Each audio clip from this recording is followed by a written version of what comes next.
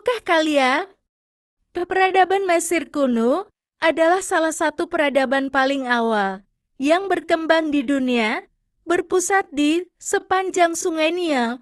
Sungai Nil memberikan manfaat luar biasa bagi masyarakat Mesir kuno, mulai dari tanah yang subur untuk pertanian hingga sumber air yang menjadi pusat kehidupan.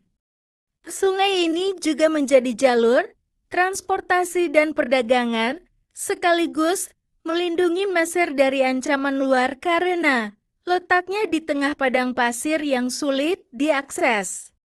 Peradaban ini berlangsung dalam periode yang sangat panjang, dimulai sejak sekitar tahun 3100 SN ketika Raja Menes menyatukan Mesir hulu dan hilir. Masa kejayaannya melibatkan pembangunan piramida, pengembangan seni, ilmu pengetahuan, dan sistem pemerintahan yang kompleks. Kejayaan Mesir kuno mulai memudar karena konflik internal, serangan dari bangsa asing, dan perubahan politik. Akhirnya, pada 30 SM, Mesir jatuh ke tangan Kekaisaran Romawi setelah kematian Ratu Cleopatra dan penaklukan oleh Kaisar Romawi Augustus. Hal ini menandai berakhirnya peradaban Mesir kuno sebagai kekuatan independen, tetapi warisannya tetap bertahan hingga kini. Keberhasilan peradaban Mesir kuno tidak terlepas dari kombinasi berbagai faktor yang mendukung berkembangnya masyarakat mereka menjadi salah satu peradaban terbesar dalam sejarah.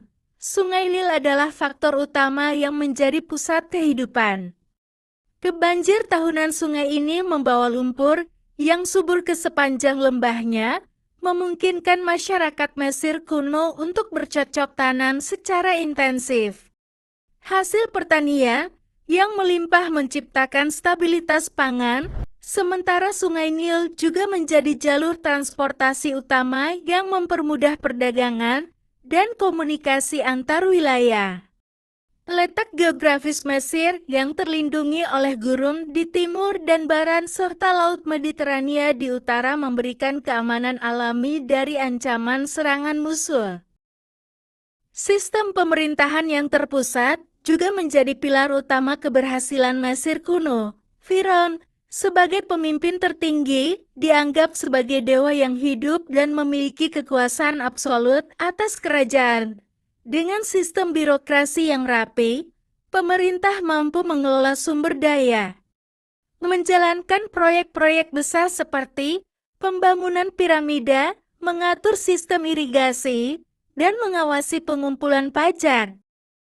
Mesir kuno adalah pelopor dalam berbagai ilmu. Dalam astronomi, mereka menciptakan kalender 365 hari yang didasarkan pada siklus bintang Sirius dan banjir tahunan Sungai Nil. Kalender ini menjadi dasar penanggalan modern. Mereka juga memiliki kemajuan luar biasa dalam matematika, yang digunakan untuk pembangunan piramida dan pengelolaan sistem irigasi. Di bidang kedokteran, tabib Mesir terkenal dengan kemampuan mereka dalam pengobatan herbal, pembedahan sederhana, dan perawatan luka. Warisan paling terkenal dari Mesir kuno adalah arsitektur monumental seperti piramida, kuil, dan obelisk. Piramida Giza, sebagai salah satu dari 7 keajaiban dunia kuno, adalah simbol kehebatan teknik konstruksi mereka. Kuil besar seperti Karnak dan Luxor menunjukkan kemampuan mereka dalam seni ukir dan arsitektur simbolik. Selain itu, seni lukis dan patung Mesir penuh dengan simbolisme menggambarkan kehidupan sehari-hari, mitos, dan kepercayaan mereka terhadap kehidupan setelah mati. Hieroglif adalah sistem tulisan yang tidak hanya mencatat sejarah, tetapi juga digunakan untuk keperluan administrasi dan ritual keagamaan. Tulisan ini dipahat pada dinding kuil, makam, dan monumen, serta ditulis di papirus. Hieroglif menjadi salah satu alat utama untuk memahami peradaban Mesir kuno melalui penemuan Rosetta Stone yang memungkinkan penerjemahannya. Firaun adalah simbol kekuatan dan pusat kehidupan politik, sosial, dan keagamaan di Mesir kuno. Sistem birokrasi yang rapi memungkinkan pengelolaan sumber daya dan pelaksanaan proyek-proyek besar. Struktur sosial yang terorganisir mendukung stabilitas dan keberlanjutan kerajaan selama ribuan tahun. Kepercayaan Mesir kuno pada banyak dewa dan kehidupan setelah mati memiliki dampak besar pada budaya mereka. Mumifikasi dan pembangunan makam besar seperti piramida Giza menunjukkan dedikasi mereka terhadap konsep keabadian. Ritual dan mitologi mereka juga memengaruhi kebudayaan lain di dunia Mediterania, termasuk Yunani dan Romawi. Pengaruh dan warisan abadi, peninggalan Mesir kuno seperti piramida, obelisk, dan kuil masih berdiri kokoh hingga kini, menjadi simbol kejayaan budaya manusia. Pengetahuan mereka dalam bidang astronomi, matematika, dan kedokteran menjadi dasar ilmu pengetahuan modern. Konsep administrasi dan birokrasi mereka memberikan inspirasi bagi sistem pemerintahan di kemudian hari. Selain itu, seni dan arsitektur mereka terus menginspirasi seniman dan arsitek di seluruh dunia. Meskipun Mesir kuno dikenal sebagai salah satu peradaban terbesar dan paling tahan lama dalam sejarah, ia tidak luput dari penurunan dan akhirnya mengalami kejatuhan. Proses ini berlangsung secara bertahap dan disebabkan oleh kombinasi faktor internal dan eksternal yang melemahkan kekuatan politik, ekonomi, dan sosialnya. Pertama, selama periode kerajaan baru dan setelahnya, Mesir menghadapi konflik internal yang signifikan. Perebutan kekuasaan di antara keluarga kerajaan, Firaun yang lemah, dan meningkatnya korupsi dalam sistem pemerintahan menyebabkan instabilitas. Lemahnya kepemimpinan ini juga menghambat upaya mempertahankan kesatuan politik dan ekonomi. Yang kedua, krisis ekonomi. Ketergantungan Mesir pada hasil pertanian sangat dipengaruhi oleh banjir tahunan Sungai Nil.